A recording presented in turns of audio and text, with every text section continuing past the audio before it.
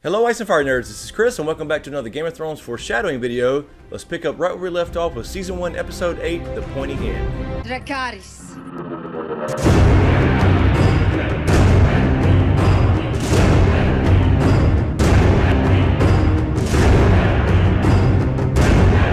Alright, so let's jump right in, and now we have a scene with Sam and the Night's Watch. You may be a coward, Tarly.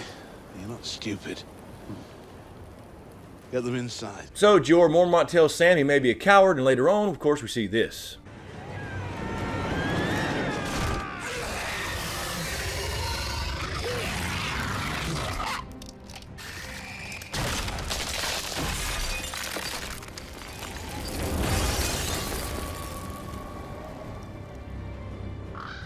And he also had told him he's not stupid, and no he's not, because later on, we see this.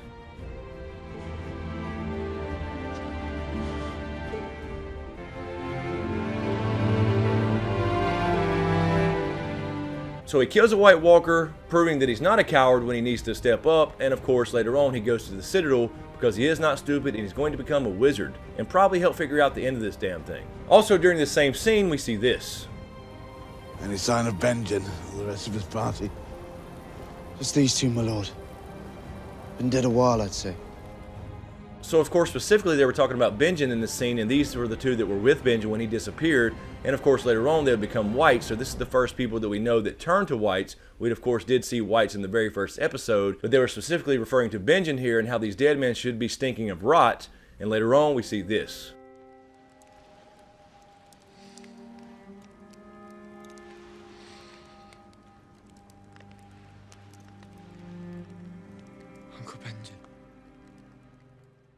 So basically this kind of gave us a hint that Benjen was in fact going to be a white in some way, shape, or form, but of course he ended up being Cold Hands, which is a very mysterious character in the book who George R. R. Martin says is not Benjen Stark, but that's yet to be seen. Either way, he has become a white, but yet he's the only character that's kind of maintained his sense of humanity, and he's still fighting for the living. And in our next scene we see this between Jorah Mormont and Jon. My sisters were in King's Landing too. I'm sure they'll be treated gently.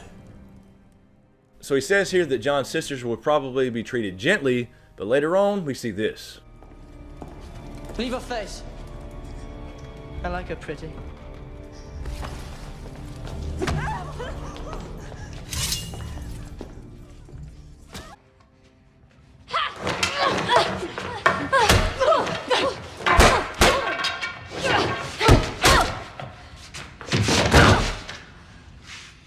So no, unfortunately Jorah Mormont was wrong. They didn't get treated gently at all. They both got their asses kicked. And in our next scene we see Kat receive the news of Ned, and she rushes in to talk to Lysa. Does family mean nothing to you? Family means everything to me. And I will not risk Robin's life to get caught up in another of your husband's wars. Now Lysa specifically mentions here that she won't send the Knights of the Vale to rush off to another one of your husband's wars. So basically this is a reference to something that was mentioned in the show, and that is Robert's Rebellion, of course, what happened when Robert took the Iron Throne. And then of course we have the Greyjoy Rebellion, which took place about 6 years after Robert's Rebellion, and that's when Theon was captured and taken back to Winterfell as Ned Stark's ward. But during this scene we also hear Lysa tell Catelyn this. The Knights of the Vale will stay in the Vale where they belong, to protect their lord. So Lysa says specifically that she will not send the Knights of the Vale to fight in another war, but later on, of course, in Season 6, we see this.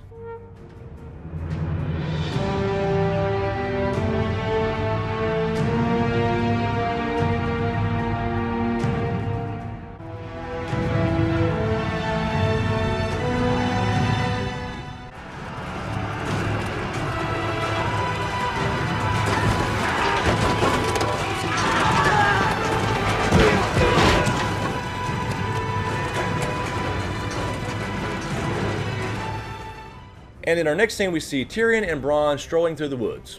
Fair enough. But don't go looking for me to bend the knee and my lord you every time you take a shit. I'm not your toady, and I'm not your friend. Though I would treasure your friendship, mainly interested in your facility with murder. And Bronn did prove to be a trustworthy companion over the years, but when it was time for Tyrion to have another trial by combat, we saw this. Why should I risk it? Because you're my friend. Aye, I'm your friend. And when have you ever risked your life for me?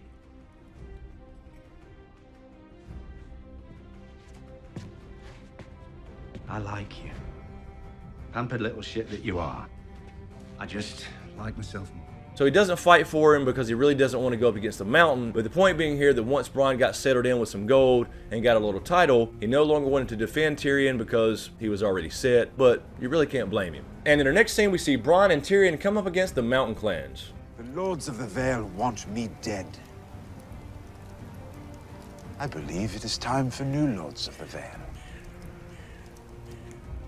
So Tyrion specifically references here, perhaps it's time for new Lords of the Vale, and later on, we see this.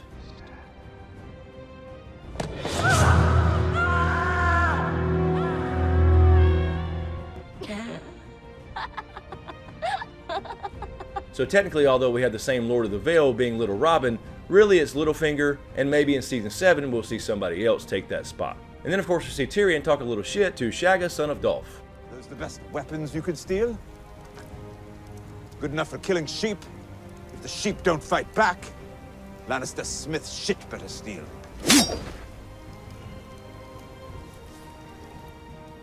So Tyrion gets smacked up in the damn face with an axe and gets his first little battle scar, but later on we'd see this.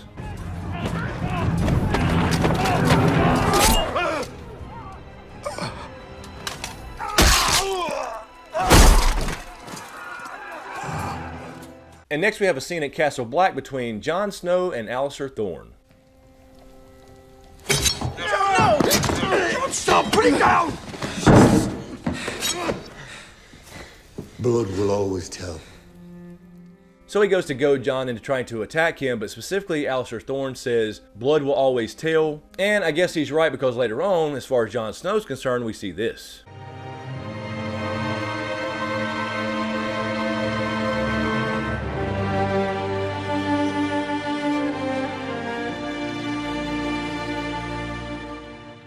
And near the end of this little conversation, or skirmish you could say, we hear Alliser Thorne say this. You'll hang for this bastard.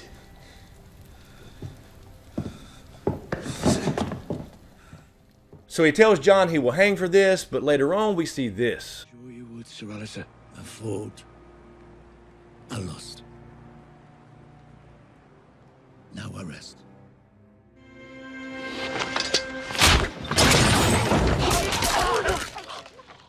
And in our next scene we go over to Essos, where Dany is experiencing the full might of the Khalasar.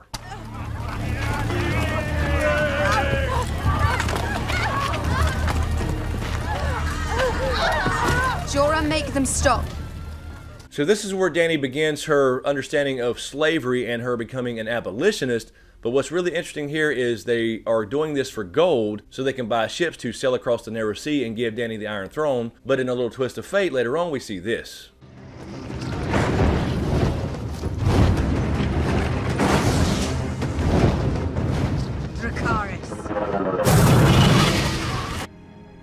Thank you for the Armada. Our queen does love ships. Now, last time we spoke, we made a pact. So she never really had to buy ships. They were essentially handed to her by the very people she was trying to defeat in the first place. And of course, during the same sequence, we see this.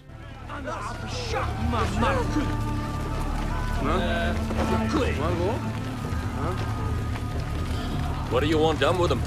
Bring her to me. So Dany rescues Mirri Maz Duur, although she had already been raped several times according to her later. But the point being here that she rescues her, and she actually ends up treating Khal Drogo's wound after he ripped Dude's tongue out. And of course, Game of Thrones style, and an ironic twist of fate later on, we see this. You asked for life. You paid for life. This is not life. When will he be as he was? When sun rises in the west, sets in the east. When the seas go dry, when the mountains blow in the wind, like leaves. So instead of helping Khal Drogo, she essentially killed Khal Drogo, and of course she did that on purpose and betrayed Dany, and later on, Dany would do this.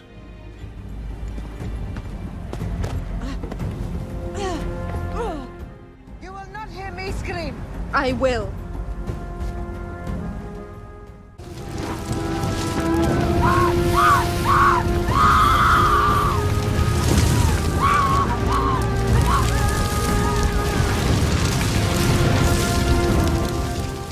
So indirectly, Miriam Mazdur, being the treacherous one who betrayed Dany, actually ended up helping dragons come back to the world. Anyway guys, that'll do it for this episode. Let me know what you think in the comments below. As usual, thank you for all the support, especially to you guys on Patreon. And a huge shout out to my executive Patreon smokescreen producers, Halls Griffin, Vol Guy 10, Kisa Powell, Marilyn Bentley, Mark Joseph, aka the Snow in Winterfell, Lala Gig, Joanna, Sean Hayes, Anonymous, Linda Stanfield, and Kieran D20. Thank you guys so much, and thank you to everybody out there in YouTube land. Be sure to subscribe to get everything, and be sure to click that notification bell so you're notified when I drop a new video. Thanks for watching, you guys, and we'll see you next time.